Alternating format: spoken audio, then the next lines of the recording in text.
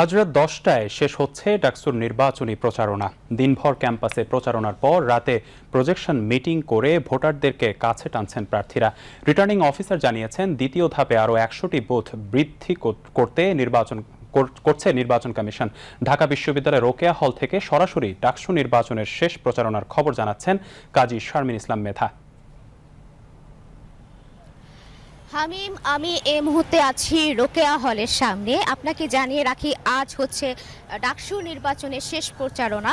তো দিনভর প্রার্থীরা ক্যাম্পাসে তাদের প্রচারণা চালিয়েছে, কখনো লাইব্রেরির সামনে, কখনো ক্লাসরুমের ফাঁকে, কখনো বা শিক্ষার্থীদের দাঁড়ে দাঁড়িয়েছে। দিনের শেষে রাত্রে তারা তাদের প্রচারণা চালাচ্ছে প্রজেকশন মিটিংয়ের মাধ্যমে। এই মুহূর্তে রোকেয়া হলে প্রজেকশন মিটিং চালাচ্ছে এখানে শিবির সমর্থিত প্যানেল থেকে ঐক্যবদ্ধ শিক্ষার্থী জোট। তাদের কাছে আমি জানতে চাই কেমন সাড়া পাচ্ছেন। আপনারা তো যে হলে আছেন সে হলের সবচেয়ে বেশি শিক্ষার্থী ভোটার আছে, নারী শিক্ষার্থী ভোটার, তাদের কাছ থেকে কেমন সাড়া পাচ্ছেন? ধন্যবাদ আপনাকে।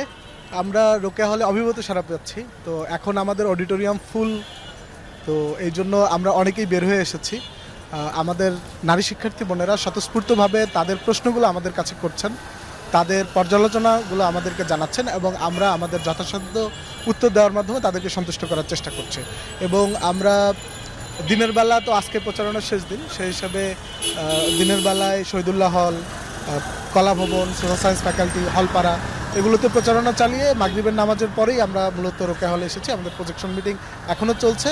আমাদের বাকি যারা সদস্য আছেন প্যানেলে তারা সেখানেই রয়েছেন। আপনাদের প্যানেল থেকে বা অন্য প্যানেল থেকেও রিটার্নিং অফিসারের কাছে বুথ বৃদ্ধি করার কথা বলা হয়েছিল। তো আজ রিটার্নিং অফিসার সংবাদ সম্মেলন করে জানিয়েছেন 100টি বুথ বৃদ্ধি করা হয়েছে। এই বিষয়ে আপনার মতামত কি?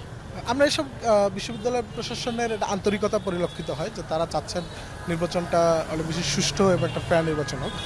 তো আমরা তাদের এই আন্তরিকতার প্রতি সাধুবাদ জানাই এবং আমরা আশা করি যে তারা প্রপারলি ইলেকশনটাকে একটা ফেয়ার এক্সিকিউশনের মধ্যে দিয়ে ইলেকশনটাকে শেষ করতে পারবে।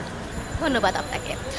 হামিম, আমি আপনাকে জানিয়ে রাখি, রিটার্নিং কর্মকর্তা আজ সংবাদ সম্মেলনে জানিয়েছে প্রতিটি বুথে সিসি ক্যামেরা থাকছে। তার সাথে যদি কোনো জাল ভোটার ধরা পড়ে তাকে সরাসরি আইনের আওতায় আনা হবে। 9 তারিখ মেট্রো রেল স্টেশন শুধুমাত্র ঢাকা বিশ্ববিদ্যালয়ে সেটা বন্ধ থাকছে। আর বহিরাগত শিক্ষার্থী যারা, দুঃখিত, বহিরাগত বলতে আমি বলতে চাচ্ছি যারা কিনা এখানে পড়াশোনা করে কিন্তু হলে থাকে না, তাদেরকে আনার জন্য এখানকার পরিবহন যথাযথ পর্যাপ্ত থাকবে। ঢাকা বিশ্ববিদ্যালয় থেকে এই ছিল আমার কাছে সরাসরি তথ্য। হাবিব, ধন্যবাদ কাজী শারমিন ইসলাম মেধা আপনাকে।